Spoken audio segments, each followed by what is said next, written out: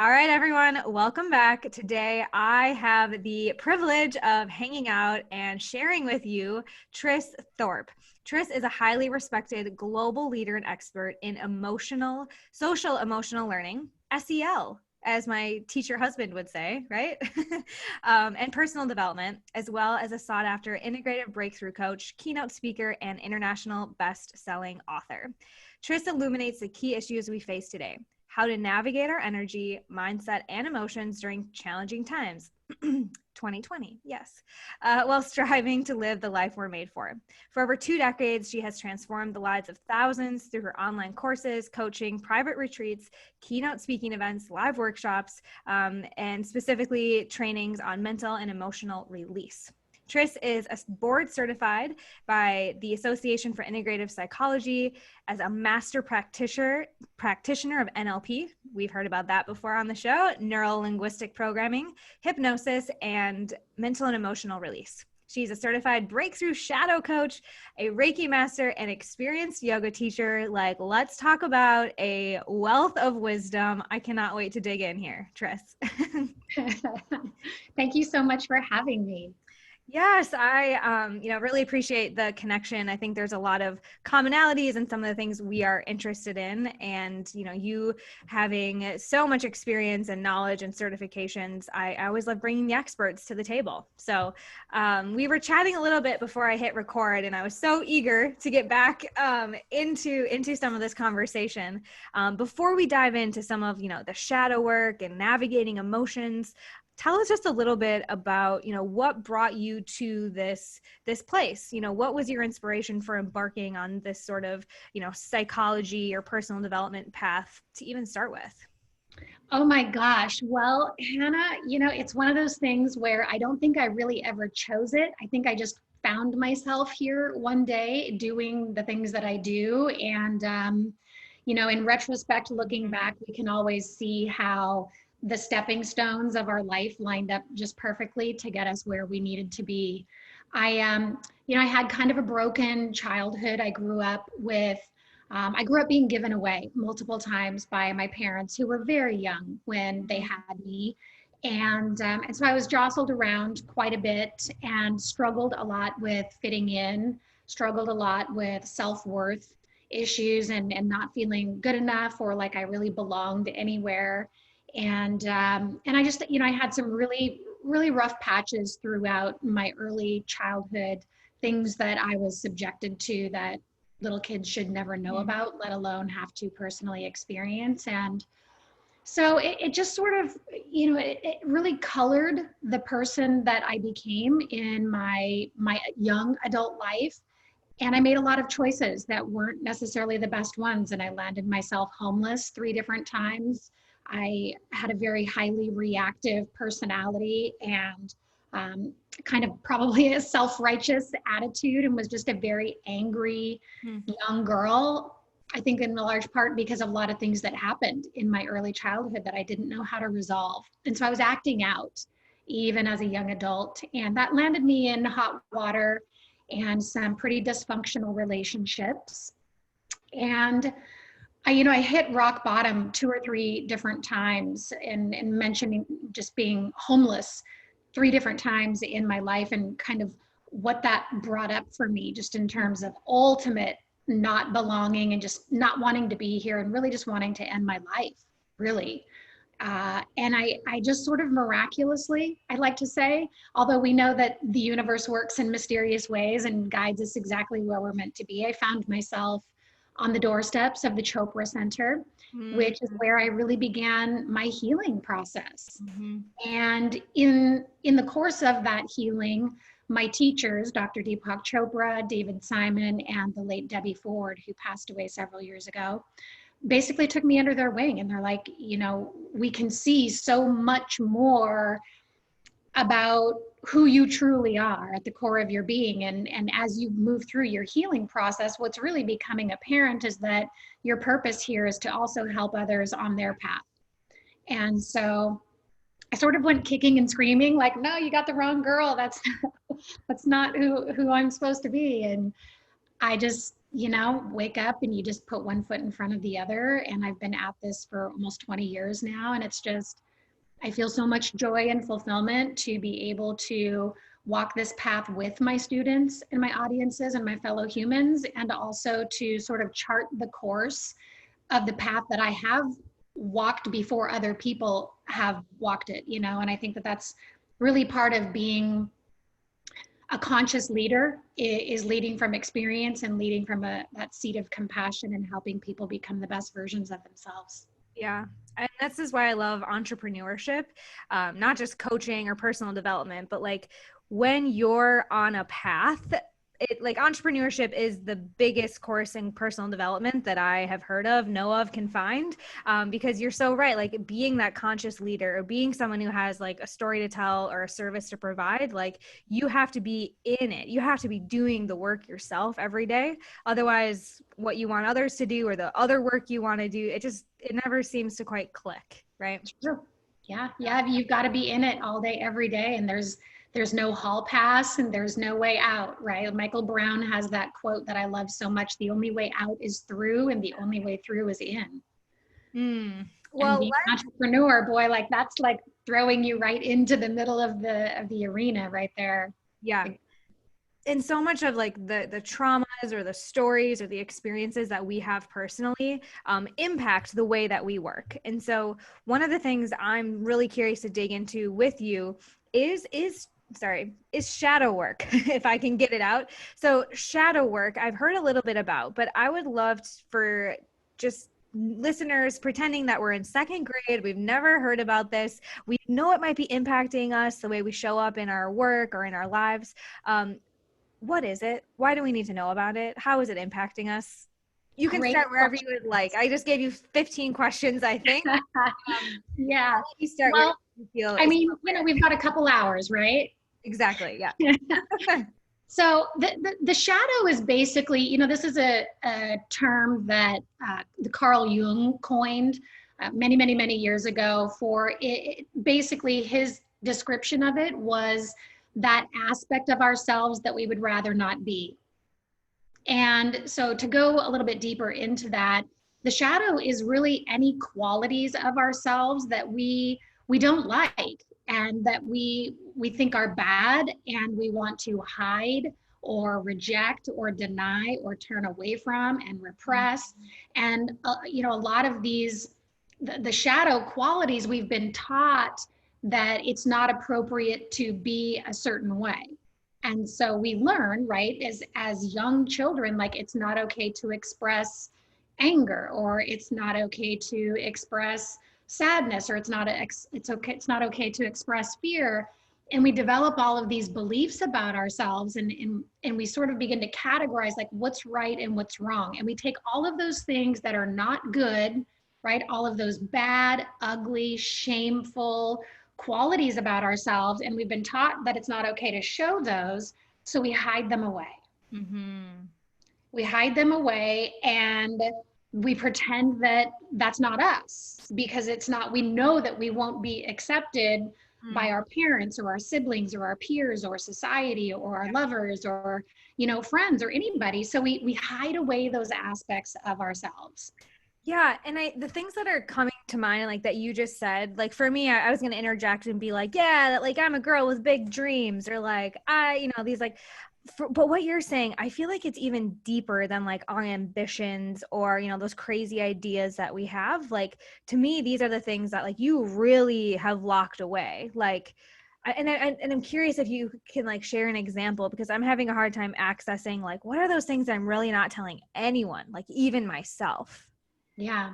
Well, I think the things that really stood out for me, and I was just journaling about this a couple mornings ago, so it's fresh, are that I'm always going to be alone and that I always have to take care of myself. Like it's not okay for me to show my weaknesses. It's not okay for me to show my vulnerability.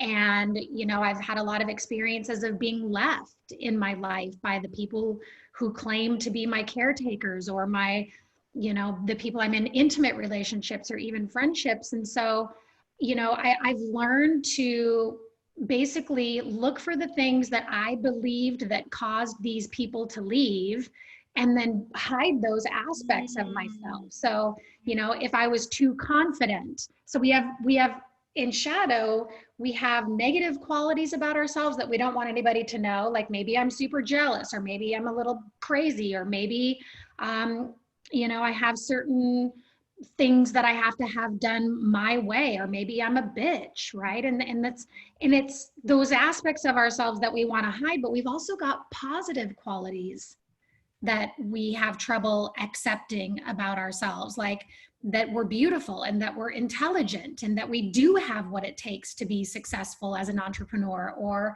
you know, any of these things that we've been taught somewhere along the way were not us. And so for me, growing up, being given away, and like rejection and abandonment has been a big one for me.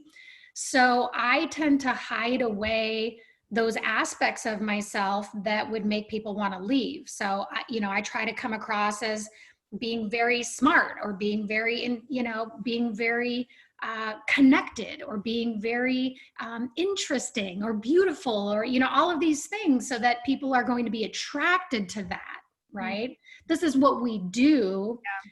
As a means to hide the negative and really feature what we think are going to be our more positive qualities. Okay, so this is it's clicking for me now, because I live in California, but I grew up in a small town in the Midwest, and I'm anticipating a visit to my family, who I haven't seen in a year, basically. And these are the types of things that, like, I think are subconscious day to day when I'm like living my life surrounded by people that get me, doing the work that I love. But then when I get into that environment, I make like a conscious marketing plan kind of thing. Like, these are the things I'm going to share. These are the things I'm not going to share. These are the things, you know, that I'm going to open up for conversation. So I think, well, tell me, does the shadow change? Like, do we choose different things from the shadow in certain situations? Because I'm finding myself playing that game a little bit consciously.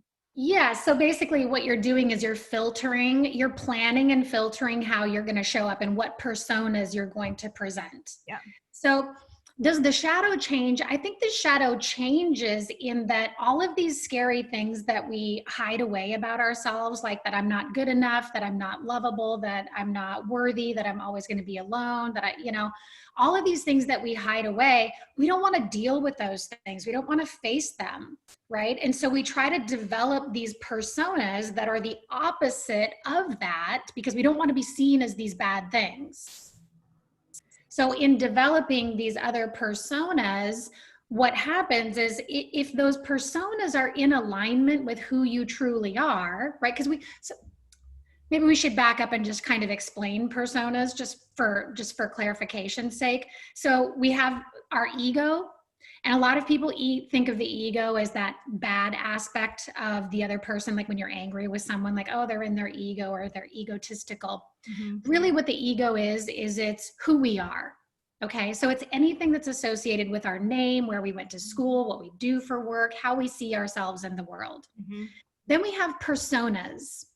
Personas are different roles that we play on a daily basis. The personas in our lives can also change because we're playing different roles today than we played maybe 10 years ago, or than we played when we were in our teens, or when we were in our more of our adolescence. So personas are any roles that we play. So on a given day, you might play the role of a wife. Then you might play the role of a best girlfriend. Then you might play the role of a daughter. Then you might play the role of an educator or a business coach or a friend. Yeah. And so these personas are not a problem until we begin playing personas that are not in alignment with who we really are. When we start creating personas, mm-hmm. The word persona in Latin represents mask. So it's the mask that we wear. So if the mask is who you really are, like you're going to play a similar role as a wife that you are a daughter and a girlfriend, but there's going to be some Hanna-isms, right? That are always present because that's who you are. It's when you try to adopt a persona that's not who you are and you're trying to pretend to be something that you're not. Yeah. That's what begins to trigger the shadow. Mm-hmm.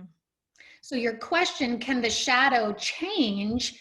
The shadow changes when you begin to integrate it. So all of these aspects that we reject in ourselves and in other people, right? Because we know that as human beings, we possess every single quality to some degree.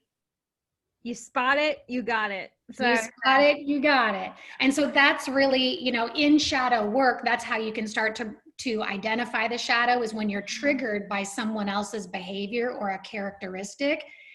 That's the shadow being reflected back to you. And so how the shadow changes is when you can own it and embrace it and say, wow, that person is really showing up as and then fill in the blank, and it's really triggering me. Okay, great. Where do I show up in that way?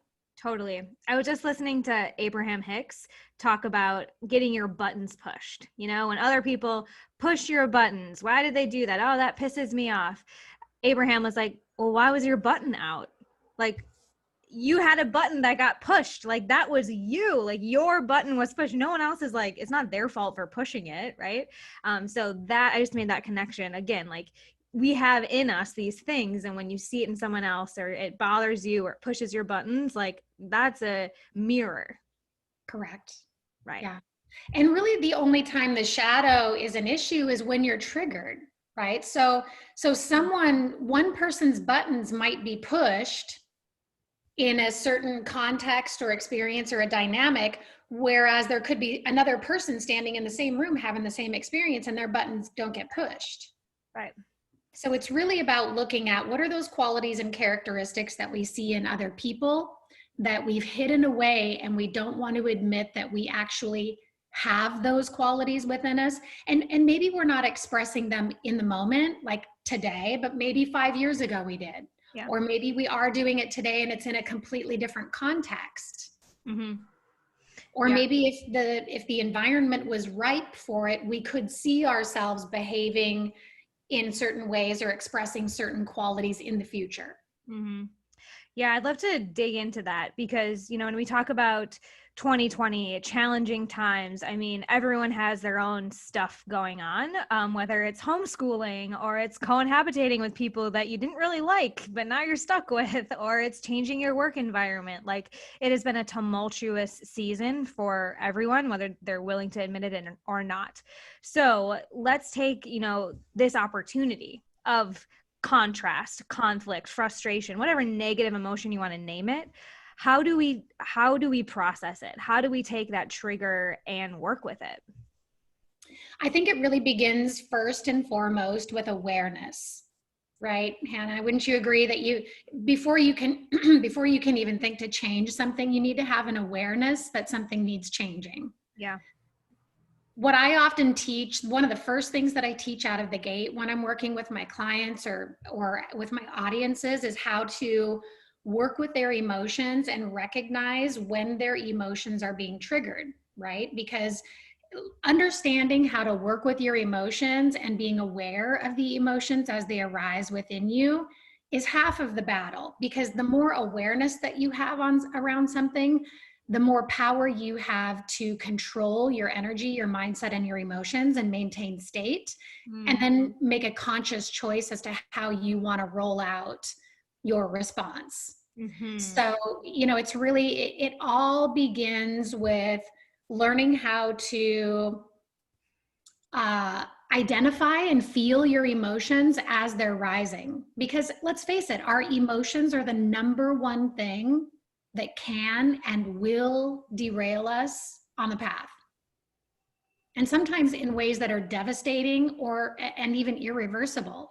So for us to work on managing our energy and our mindset, it really puts us back in control of how we respond to life, how we respond to the people around us.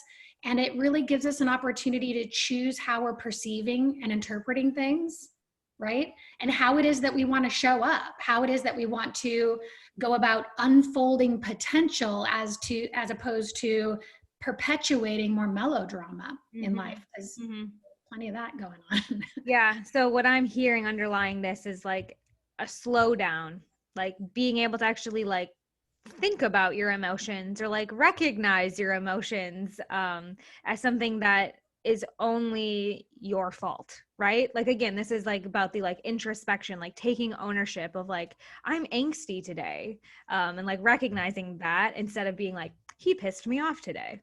Yeah. Right. So is that one of the first steps, just like taking 100% responsibility for how 100%. you feel? Yeah, 100% owning it, because like what you said a few moments ago in listening to Abraham, for us to be triggered about something means that there's something unresolved within us. You know, there are things that can happen in life and that do and that will happen in life that will that will find upsetting. The thing is learning how to accept certain things that we can't change and become aware of the kind of the trigger response within us. Because you know, it's not to say that, oh, we need to just be okay with all of the horrific things that are happening in our country or in our town or in our home or workplace or wherever. It's more about, hey, here's a set of circumstances that are unfolding. I may not necessarily agree with what's happening or be condoning what's happening, and it is what it is. So how can I navigate the experience in a way that's going to allow me to stay focused, to stay compassionate, to speak my truth if and when I need to, and to make the decisions that are going to land me in a place where I can continue to evolve. And sometimes that's having an honest conversation, and sometimes that's enforcing a boundary. You know, it's really all starts with awareness, and it also starts with, in that awareness, recognizing, asking ourselves, like, how am I perceiving or interpreting this experience? Like, what am I making this mean? Yeah. Right? What's the story I'm creating about this? Yeah. Yeah, it's like, what's the story that I'm creating? And again, it's not about making, you know, rainbows and butterflies out of a bad situation. It's just, hey, listen, life happens, and sometimes things are amazing and sometimes they're not. How I'm choosing to perceive and interpret something is more about my own internal climate and my own mental and emotional health than it is about pretending that something isn't what it actually is. It's more about, how can I educate myself and evolve as a human being and show up in a way that hopefully brings about resolution, or at least I'm able to find, you know, a conscious way to exit the situation. Yeah. Yeah. Wow. A lot in there. And it sounds like what you're instilling or suggesting is, you know, not trying to avoid negative emotions, but recognizing them as an opportunity to dig in, to make a change, to grow in some way. Yeah. Yeah. You know, I always am telling people, like, lean into the emotion. Like, it's easy to lean into positive, happy emotions, right? When life is going great, we're just like, yeah, like, this is amazing, and I'm on fire and I'm doing all this stuff. It's really when the discomfort arises, when our needs are not being met, because really that's what our emotions are derived from, our needs. And we all have needs we have a need for affection, for attention, for appreciation, for acceptance. When our needs are not being met, that's when the internal climate starts to become a little stormy, and we don't know how to navigate that. We've never been taught, hey, here's how you process unpleasant situations. And so naturally, the human response is to move away from pain, right? And avoid that at all costs, because it's not pleasant. Mm-hmm. However, there's so much gold that can be mined there. There's so many lessons and wisdom. So one of the things that I tell my clients and people that I'm working with is, be with what is. Like, learn how to sit in stillness and in silence, and to be with the emotion for as long as it takes for that emotion to move through you. And in some cases that might be 2 minutes, and it might be 2 hours, and it might be 2 years. Yeah. Mm-hmm. But it's really, we need to become aware of our own avoidance strategies, the ways in which we distract ourselves from dealing with the very obvious elephant that's in the room. Mm-hmm. And so a great place to start is by asking the question, like, where do I go or what do I do when I can't handle what's going on? That's really going to help us find, like, discover our methods for escapism. Yeah. Wow. Like, how am I avoiding the fact that I'm in a toxic job situation? Or how am I distracting myself from the fact that I'm no longer in love with my partner and want to leave the relationship? How do I distract myself from the fact that I'm overworking and I'm burning myself out? But, I feel like I have to keep producing in order to, maintain my stature in the workplace. Yeah. It's like being in a pool and having a problem that's a beach ball and just like efforting the beach ball down. Like, all right, like, no, we're just going to keep this. I'm just going to keep efforting and pushing and muscling and like ignoring this. That takes a lot of energy, even if it's subconscious that you're pushing down this beach ball. Right. And we all have those vices that we numb out, or we distract ourselves, or we overcompensate in some way to like not let anyone else know, and especially not ourselves, that we're putting so much energy into suppressing this beach ball. Would you agree?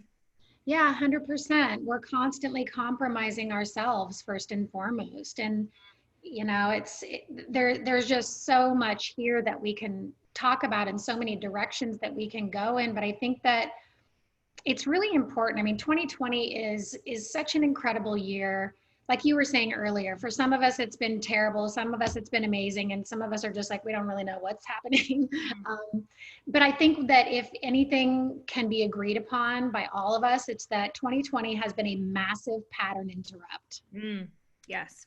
Yeah, it's just like really like everything, the brakes have been slammed on, and we're really being forced to look at and deal with things that we haven't been willing to look at or deal with before. Right. And, I think it's a real opportunity for us to take a closer look at the choices that we're making and ask ourselves, am I living my life in a way that's congruent with who I truly am and what it is that I'm meant to do here in the world? Yeah. Right. And if the answer is yes, then great, keep on keeping on. And if the answer is no, I've actually been lying to myself and fooling myself and distracting myself, then great, get to know yourself by exploring your values. What's important to you? Why are those things important to you? What do they mean to you? How do you know when those things are being fulfilled? Yeah. Right. Absolutely. I'm so grateful that you, like most people I get to talk to, see hard times or 2020 as an opportunity, not as some, God-forsaken punishment that, it's the end of the world. We all have to lay down and be victims. And I love what you're saying. Like, if you're happy, like if this has just like shown you, like you have more time to enjoy exactly where you're at, that's great. But it's also really expanded the contrast. I was just talking to my best friend, not even a client, who quarantine has just shown this huge light on the toxicity of her work environment. And it's like that contrast was just so vibrant now that she wasn't suppressing with like day trips and weekend trips and family get-togethers in the mall and whatever else. And so I think that even if it's hard, even if you feel like, wow, I'm not on the right path, or this is so toxic, then like, here's your opportunity. Like, okay, so this isn't the emotion that you want. This isn't a good feeling. So you're saying like sit with it until you, or when you feel that, when you're like, nope, in contrast, what is the like pragmatic, if I call back my best friend, what do we do in those, like, what do we do with that? No understanding now. Yeah, I think right now, we have such a great vantage point to really look at all of the lessons and the learnings and use this time to grow and evolve. And I think that really starts with getting very honest with ourselves, very honest. Like, am I in a relationship that's nourishing? Am I following my career path because I'm passionate about it? It's linked directly up to my purpose. What are my values? Like, truly, what's important to me? What's important to me? And am I doing the things that are important to me? Am I carving out that time? And I think that that's a really great place to start, is just really getting honest with ourselves, because honestly, 2020 has slammed on the brakes, and entrepreneurs know, because we've kind of taken the reins in our life, and it's great being an entrepreneur, and there's lots of freedom and fun and all of that great stuff. And it's also very risky and very scary and exhausting at times, because we're not just punching someone else's clock. And what I think we can all, successful people, take these types of opportunities, plateaus, timeouts, to level up. Mm-hmm. Like there's a difference between taking a time out because you need to go on holiday, you need to take some time self-care and, doing things like that. And what 2020 has shown us is like, hey, check in. Are you living your purpose? And if not, how can you level up? Mm-hmm. Mm-hmm. Yeah. I feel like this is going to be a conversation I point people to when they want to pivot in their business. Because I talk to so many people who like pick the thing that gets them money. Like, okay, I'm going to be this kind of coach because there's a market need and I can figure this out. And then they go down this path and it becomes like another job, like another cubicle. And they're like, why don't I love this? Like, I thought I was supposed to, the entrepreneurial dream you were just talking about. And in those moments, it always comes back to what you're saying too, right? In relationships, in career, or even in a business you created, in something that was right for you a year ago. Like your values may change and the contrast may look different. So I really appreciate all of that. Yeah. I think values work is so important, because we have our core life values, but then we've also got values in different areas of life. And if you know what your values are in the area of career, for example, since we're talking about business and, that kind of niche right now, is that if you know what your values are in career, your values are what your subconscious mind perceives as being the most important thing to you in an area of life. If you don't even know what your values are, and you're chasing, like what you said, I'm just going to go after the money because I want to be successful or make sure that my mortgage is paid. Great. That works for 3 to 6 months before you become, upset and hate your job. Mm-hmm. So knowing what your values are tells you where you should be putting your time, your energy, your focus. And knowing your values hierarchy tells you what in what order of importance you should be doing things. Like, is it more important to you to make money, or is it more important to you to be purpose-based and aligned? Or are you someone who needs to collaborate, or do you want freedom? So knowing the values hierarchy is going to tell you, if the money's not there, I walk. If there's not like some level of autonomy there, and you've got to be making choices that are based on those values. Yeah. So for a specific area, let's keep playing with career or business. How do we identify those? Do you have any tools or resources to help folks get clarity there? Yeah, for sure. So what I do with all my clients is just basically pull out a piece of paper, get a pen and paper, and what's important to you about career. And literally just start writing down. And you'll get things like financial abundance. You'll get collaboration, if that's something that you want and like in your career. You might get purpose-based. You might get freedom. You might get significance or flexible schedule, or, so all of these things, you want to make a list of all the things, and you just ask yourself 2 or 3 times, okay, what else? So you'll write, it'll kind of empty out, and you'll sit there and then ask yourself again, okay, what else is important to me in my career, in my work, in my job? And then just empty out. And then what you want to do is off to the side, just put like 1, 2, 3, 4, 5, 6, 7, like in order of importance. Out of all of these values, what is my number one? And sometimes people are like, oh, but they're all important. Yeah, I get it. Just play along. Yeah, right. Be decisive, pretend you're decisive just for this. Yeah. Yeah. And so then you get, and you're like putting them all in order, and then you want to rewrite the list. So now you're dealing with a fresh, clean copy. That's going to tell you what order of importance, at the unconscious level. So sounds like you guys have been introduced to NLP. Maybe you've got some practitioners in your group. So NLP is all about the unconscious mind and our programming. So what your conscious mind considers your values isn't necessarily the case. So you oftentimes get a person's conscious mind going, well, here's my values, here's my values, here's my values. But how you know when something is a value is if it's actually manifesting in your life. If it's not manifesting in your life, it's actually a want, not a value, and should be treated as a goal. Boom. Write that one down. So when you get your list of values, that's one of the first things you want to look at is, hey, are these values actually being met or fulfilled? Are they showing up to some degree in my career? Yeah. Because your values are the highly valued criteria according to the unconscious mind or the subconscious mind. Mm-hmm. So if money is not even on your list of values, which is true for a lot of healers and spiritual people, they're like, well, I feel bad, get over your self-worth issues, right? Like do work around that and start charging, and then you're going to start seeing the money, but it's probably not a value, it's a want. And so it's a very different approach, but yeah, no, that's so good. And I just want to kind of reiterate, like people who are feeling like, why isn't this working for me? Your life is a manifestation of your thoughts.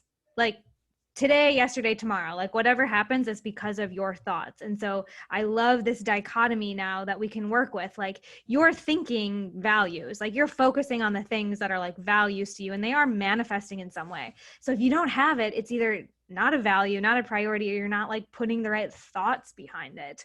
And that's a huge takeaway for a lot of folks in the business space when, money seems to be that fleeting thing, right? You want to manifest it, but then it goes away again and then it comes back. So, okay, this has been remarkable. And I just want to quickly summarize because we dug in and there were so many gems here, but what I'm hearing is that negative emotions are not bad for you. Okay. You can sit in them. You can appreciate them. You can explore where that conscious is coming from. What button did you have out? Because it's really just a reflection of an opportunity that you can work on to either identify a shift you need to make in your life, or a place where you're, not being authentic to yourself, or an agreement that you've made that you might need to update or change.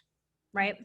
Yeah. Yeah. There's so much, it's information. We're being informed, and our negative emotions have something to inform us. Either they're telling us to like, hey, stop, move away from this situation, or reevaluate or clean it up and move on. Yeah. Opportunity for change. I love it.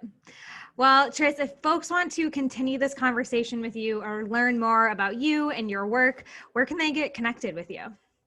My website, tristhorp.com. I'm easy to find. So just head on over there or find me on Facebook. I've got a couple different, I've got my Facebook group called Always Be Rising, where I'm always dropping in there, doing some videos or, throwing in some great content and tips. So you find me on social or on my website. Beautiful. And it's Tris Thorp, THORP. My name too. I always feel the need to spell it out for people because, just wanted to make sure you get the right URL. We'll also make sure it is in the show notes so you guys can follow along and continue this conversation for real. So thank you so much. Friends, I'll be back next week with another inspiring guest that will help you make your dream life your real life.